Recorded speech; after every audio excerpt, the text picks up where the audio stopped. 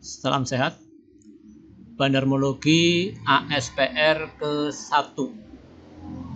IPO 8 Juli 2025, data sampai dengan 11 Juli 2025. Kita langsung ke chart mungkin ya, biar nggak lupa.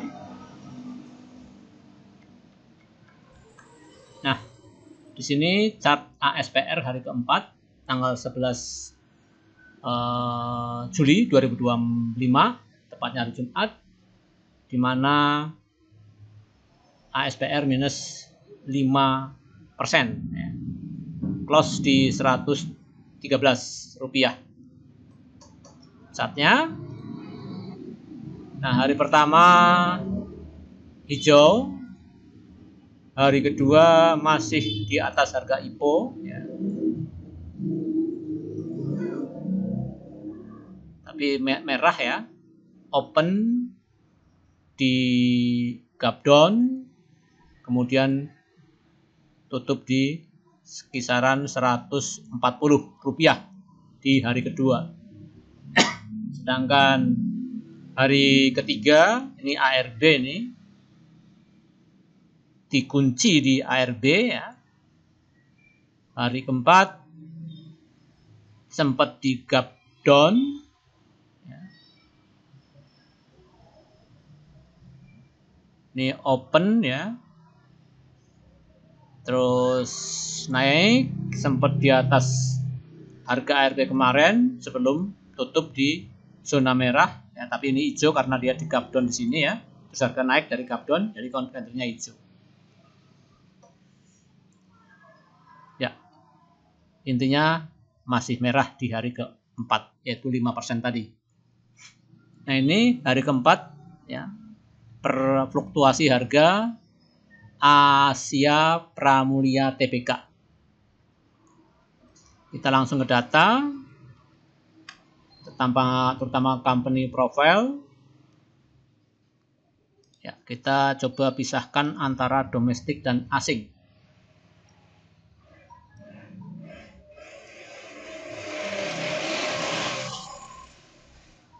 Ya, PT Asia Pramulia Tbk ASPR ya, disingkat ASPR atau kode sahamnya ASPR.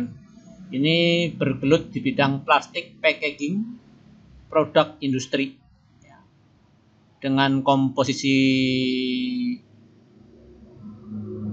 sahamnya seperti ini ya. Di sini kelihatan dikelola oleh perorangan, tidak melalui PT, misalnya PT apa atau Investama apa dan sebagainya.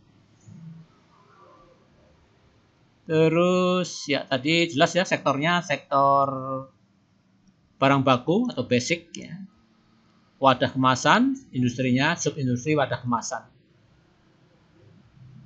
Jadi plastik untuk pengemasan ya. Itu.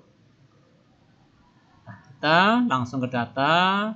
IPO 8 Juli 2025 dengan nama Asia Pramuka Tbk dengan underwriter XA atau NH Korindo Sekuritas Indonesia. IPO di harga 124, di mana saham publiknya 30% dan saham founder share-nya 70%. Nah, di hari keempat ini ya,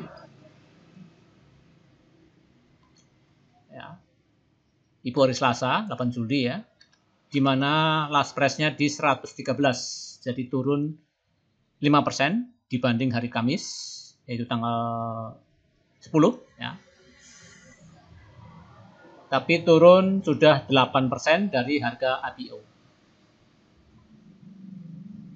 Kita ke buyer dan seller, kita ke seller dulu. 80% PG jualan, PG ini adalah underwriter. Oh bukan, ya underwriter yang kedua ya, Panca Global Sekuritas. Jadi underwriter yang kedua, coba kita lihat. Ya, Panca Global Sekuritas. Underwriter yang kedua. PG jualan, XA juga jualan. XA itu underwriter yang pertama. Jualan 9%. PG yang 80%. AGF 5% jualan, GR 3% jualan. Ini retail. Nah, yang beli XL ini Stockbit sekuritas jualan 28%, YP 16%, CC 12%, XC 7%. Nah, ini retail. Dari 100% yang dijual beli di pasar selama 4 hari, itu setara dengan 38% dari free float. Ya. Jadi 38% telah dijual belikan di bursa saham. Ini di Altrade ya, di semua perdagangan baik regional, tunai dan nego ya. Tapi kebetulan ini Altrade-nya ini semua terjadi di regional. Jadi 38% ya yang udah dilempar ke pasar seolah-olah, sedangkan yang ditahan 62%. Nah, kalau dibandingkan dengan total share keseluruhan, 11% telah di buy sell, 19% belum, masih di hold. Jadi free float yang di hold. Di mana 3% itu XL, 2% YP, 1% CC, XC 1%. Ya, ini retail. Ini yang masih ditahan, ini underwriter atau shareholder ya bahasanya, atau founder share ya. Nah, di sini tidak ada yang melebihi harga market ya. Artinya kan kalau pas di pasar nego bisa 400 di sini karena nego ya. Nah, di sini memang mekanisme pasar berlaku ya. Jadi terlihat tidak ada semacam dekengan ya. Jadi mungkin ada penjaga ya, penjaga yang menjaga saham ini. Terbukti baru-baru sudah langsung di bawah harga IPO di hari keempatnya. Nah, kita lihat chart.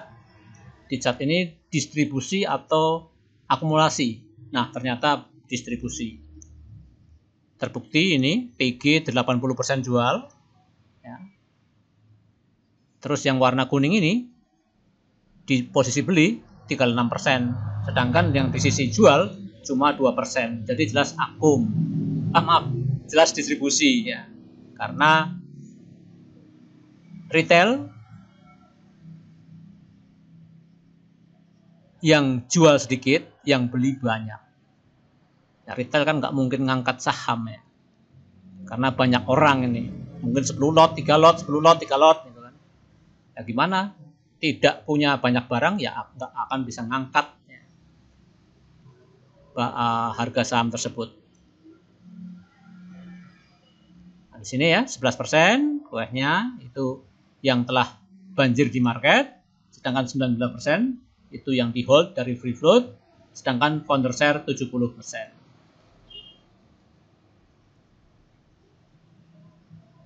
Ya, itu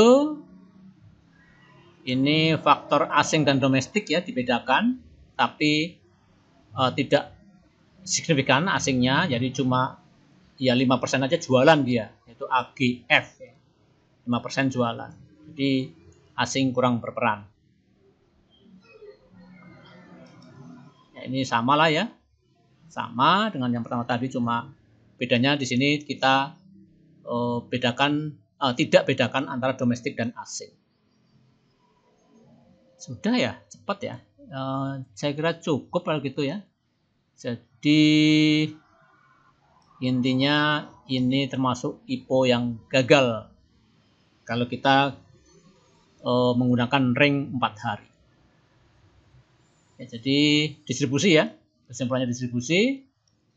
Ya, terus tidak ada Altrade ini, tidak ada yang di pasar nego jual belinya, dan pasar tunai juga nggak ada. Jadi semua terjadi di pasar reguler. Nah, itu cukup. Kita kembali ke judul. Rasanya sudah. Salam sehat.